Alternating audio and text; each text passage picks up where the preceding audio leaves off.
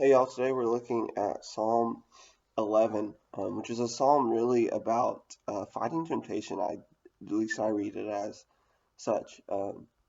It talks about taking refuge in the Lord right off the bat, taking rest, finding strength, finding joy in the Lord, and finding refuge. It talks about there are other people, there are other voices who are going to come and try to make you fall and try to make you stumble and try to tempt you in a lot of different ways.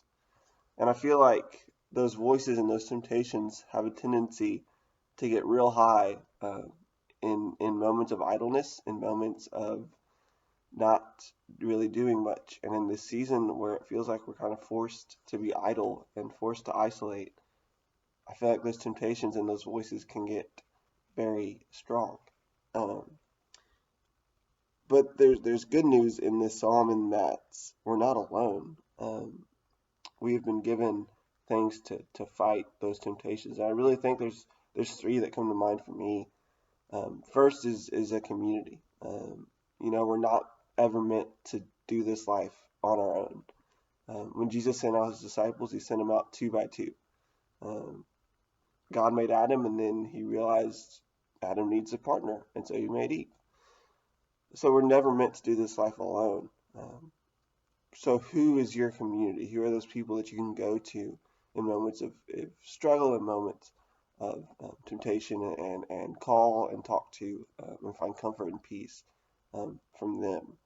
Two, we've been given the Spirit of God. When Jesus ascended into heaven, he breathed on his disciples, um, and that very same breath is in our lungs. That very same Spirit is in our hearts. And so in those moments, in those voices, we have the Spirit that rose from the grave, that defeated death, that defeated evil. And three, we serve a God who we can take refuge in, and we can take peace in, and who loves us enough to give us that ability. So in moments of temptation, in moments of hardness this season, I encourage you to find out what it means to take refuge, find out what it means to have peace in who God is.